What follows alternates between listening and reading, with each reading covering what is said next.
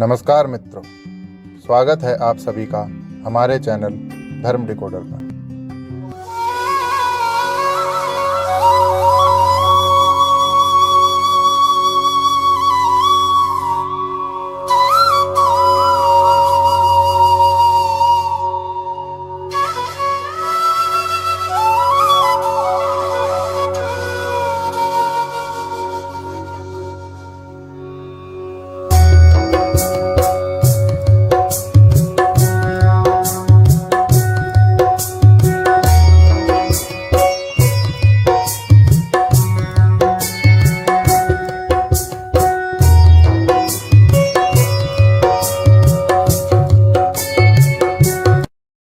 कहते हैं दुर्लभो मानुषो जन्म तेहि नाम क्षणभंगुर तत्रापि दुर्लभम मन्ये वैकुंठ प्रिय दर्शनम। एक तो ये मनुष्य जन्म ही परम दुर्लभ है, उसमें भी किसी संत सद्गुरु का संग दर्शन मिलन हो जाना, इससे बड़ा सौभाग्य अब हो नहीं सकता। यहाँ विदेह निमिजी तो दो सर्वोच्च भगवत कृपाएं बता रहे हैं, लेकिन आदि जगत गुरु शंकराचार्य ने 3 भगवत कृपाएं बताई हैं। अंतिम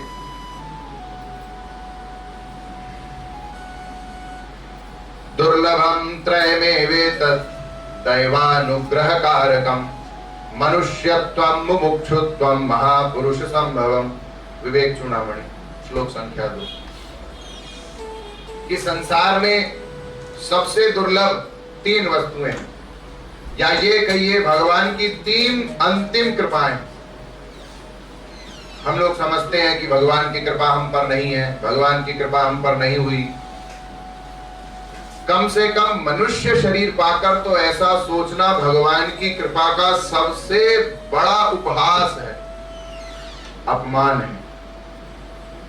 बड़े भाग मानुष तन पावा सुर दुर्लभ सद ग्रंथ निगावा। जो देवताओं को भी दुर्लभ मनुष्य शरीर है, उसको प्राप्त करके भी हम अपने आप को अभागा समझे, तो ये भगवान की कृपा का बहुत बड़ा अपमान है।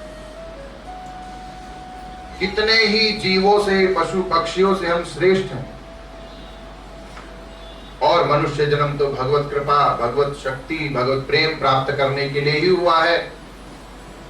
तो दूसरी कृपा भगवान की होती है सबसे बड़ी, किसी भगवत प्रेमी संत का मिलन। लेकिन ये दोनों कृपाएं तभी लाभ दे पाती है जब उस संत पर और उसके वचनों पर हमें विश्वास हो। इसी को कहा जाता है मुमुक्षा। भूख, भगवान को पाने की भूख, यही अगर नहीं होगी तो सब कुछ पाकर भी कुछ नहीं पा सकते। मनुष्य जन्म पाया, भगवत स्वरूप सद्गुरु को पाया, उसका संग पाया, और पाकर भी केवल भूख ना होने की वजह से सब खो दिया। हाँ ठीक है, गुरुजी भी सही कहते हैं, लेकिन हम तो गृहस्थी। लेकिन शब्द लगते ही आपने सब उपदेश मटियामेट कर दिया। जैसे संसद भवन में, राज्यसभा में, लोकसभा में या बड़ी बड़ी ज्ञान गोष्ठियों में मीटिंग होती है जब लोगों की, और सब अपना अपना पक्ष रखते हैं, तो एक व्यक्ति खड़ा होकर कुछ बोलता है तो तुरंत दूसरा खड़ा होकर कहता है हाँ जी आपकी बात तो सही है। लेकिन अब जब हमारी बात सही है तो लेकिन कहां से आ गया? लेकिन का मतलब या तो वो गलत है या उसमें कुछ कमी है, उसे हम पूरा करेंगे। लेकिन का अर्थ ही है, अगर आपकी बात सही है तो खड़े होकर कह दो, हम समर्थन करते हैं, बात खत्म। लेकिन किंतु परंतु लगाने का अर्थ है हम अपनी अभी बुद्धि चलाएंगे।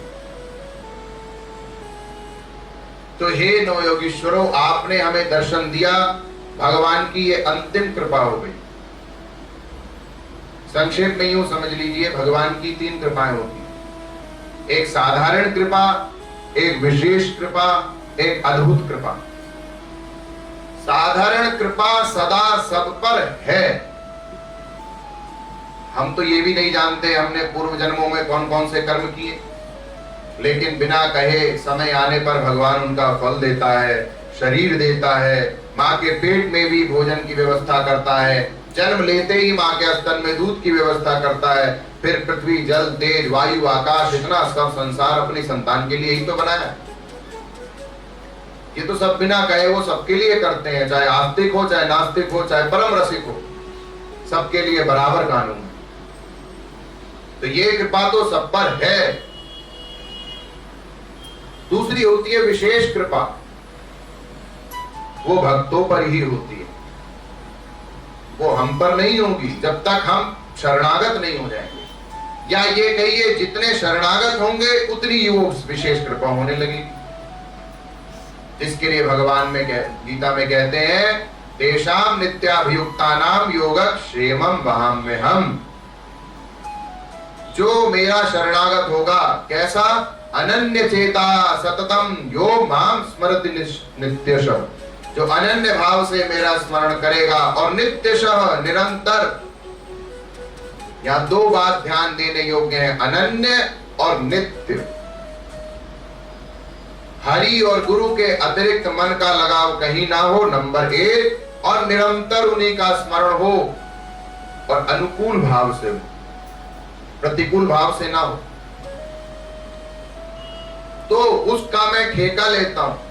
तेषाम नित्याभियुक्तानाम योगक्षेमं वहाम्यहम्। इसी लाइन को हमारे देश की एक सरकारी एजेंसी ने अपनी टैगलाइन बना रखा है, योगक्षेमं वहाम्यहम्। वो क्या योगक्षेम बहन करेगी? योग माने जो नहीं मिला है वो देना, और क्षेम माने जो दे दिया है उसकी सदा रक्षा करना, सदा। तो ये तो भगवान ही कर सकते हैं और करते हैं। तो ये विशेष कृपा केवल उन पर होगी जो शरणागत होंगे, या जितने प्रतिशत शरणागत होंगे उतने प्रतिशत कृपा होगी। और तीसरी होती है अद्भुत कृपा। ये भगवान नहीं करते, ये या तो हमारी श्री परम करुणामयी, परम दयामयी, परम कृपामयी राधा रानी करती हैं, या भगवान के भक्त करते हैं, संत करते हैं, सद्गुरु करते हैं। इसे कहा जाता है अद्भुत कृपा। अद्भुत कृपा माने आप कुछ ना करो फिर भी वो आपके लिए सब कुछ करे। ये भगवान नहीं करता। भगवान तो जब आप बिल्कुल निर्मल मन वाले हो जाओगे तब कृपा करेंगे, लेकिन गुरु नहीं करता ऐसा। गुरु कहता है तुम तो जैसे हो मेरे पास आ जाओ। भगवान पावन पावन है, गुरु पतित पावन है। बच्चा कीचड़ में खेल कर आया, पिता गोद में नहीं लेता, कपड़े खराब हो जाएंगे। माता अपनी गोद में लेगी, नहलाएगी, धुलाएगी, गंदगी साफ करेगी, फिर डैडी उसको गोद में लेंगे। तो ऐसे ही भगवान है, जब सद्गुरु अपने शरणागत जीव को समस्त पापों से मुक्त करा देता है, निर्मल अंतःकरण वाला बना देता है, तब भगवान उसे अपनाते हैं। तो ये अद्भुत कृपा केवल गुरुदेव करते हैं।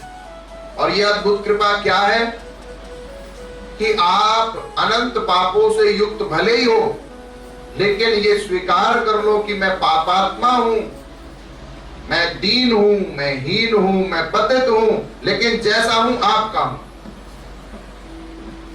सच्चे हृदय से, ऊपर से नहीं। तो फिर वो आपको पापों सहित अपनाएंगे और फिर पाप रहित करेंगे। ये अद्भुत कृपा, ये भगवान नहीं करते। गुरु रूप में करते हैं, भगवान के रूप में नहीं करते, ऐसा समझ लीजिए। तो कृपा हम पर नहीं है ऐसा कभी नहीं कहना चाहिए।